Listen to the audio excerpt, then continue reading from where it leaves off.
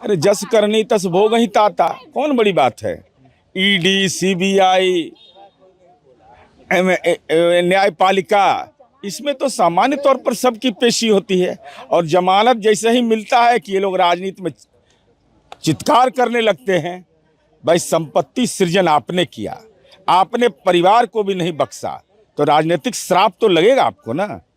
मंगरू राय के परिवार से आपने लिखवा लिया, अपने बड़े भाई के परिवार से, अपने नाटा चौधरी सेलार कला की राबड़ी देवी जी के परिजन हैं, उनसे जमीन लिखवा लिया, तो राजनीतिक श्राप तो भुगतना पड़ेगा। और लालू जी, आप याद किए जाते रहेंगे कि एक ऐसे पिता और पति के रूप में जिन्होंने पूरे परिवार को कानून के लपेटे में ले लिया और न्यायालय में पेशी के लिए मजबूर कर दिया। अगर पॉलिटिकल वेंडेटा ही है तो राष्ट्रीय जनता दल के किस विधायक के पास पटना में 43 बीघा 12 कट्ठा 16 धुर जमीन है, 468 करोड़ का संपत्ति है, तो दलित के मंदिर में प्रवेश के लिए गए हैं या दलितों के अति पिछड़ा के सशक्तिकरण के लिए गए हैं।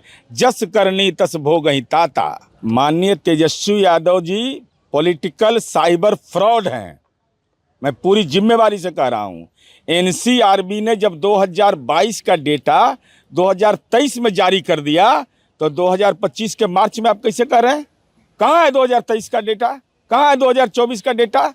किस डेटा के आधार पर आपने बोल दिया एनसीआरबी का? तो आप आउटसोर्सिंग करते हैं तो कृपा करके बता दीजिए, हमारे राज्य में अगर अपराध हुआ है तो अपराध को कोई पोषित नहीं किया है, उस पर मुकम्मल कानूनी कार्रवाई किया है। आपके माँ पिता साक्षात विराजमान हैं। 67,249 हत्याएं हुई थी, किस पर कार्रवाई हुई? पुलिस कर्मियों पर 321 थाने पर हमला हुआ था, स्पीडी ट्रायल चला, कितने को सजा हुई? शहीद पुलिसकर्मी 1901 हुए, उस संबंध में राज्य सरकार ने तत्कालीन क्या कार्रवाई किया? स्पीडी ट्रायल हुआ? जरा कृपा करके बता दीजिए। अपराध में कमी आई है, पुलिस थाने पर हमले में कमी आई है, घटना हुई है, ये हमारे लिए चुनौतीपूर्ण है। इसलिए आउटसोर्सिंग से बयान दीजिएगा तो पॉलिटिकल साइबर फ्रॉड ही। अरे जस करनी तस भोगहि ताता, कौन बड़ी बात है। ईडी, सीबीआई, न्यायपालिका, इसमें तो सामान्य तौर पर सबकी पेशी होती है। और जमानत जैसे ही मिलता है कि ये लोग राजनीति में चित्कार करने लगते हैं।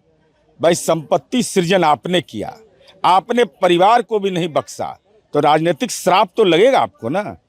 मंगरू राय के परिवार से आपने लिखवा लिया, अपने बड़े भाई के परिवार से, अपने नाटा चौधरी सेलार कला की राबड़ी देवी जी के परिजन हैं, उनसे जमीन लिखवा लिया, तो राजनीतिक श्राप तो भुगतना पड़ेगा। और लालू जी, आप याद किए जाते रहेंगे कि एक ऐसे पिता और पति के रूप में जिन्होंने पूरे परिवार को कानून के लपेटे में ले लिया और न्यायालय में पेशी के लिए मजबूर कर दिया। अगर पॉलिटिकल वेंडेटा ही है तो राष्ट्रीय जनता दल के किस विधायक के पास पटना में 43 बीघा 12 कट्ठा 16 धुर जमीन है, 468 करोड़ का संपत्ति है, तो दलित के मंदिर में प्रवेश के लिए गए हैं या दलितों के अति पिछड़ा के सशक्तिकरण के लिए गए हैं।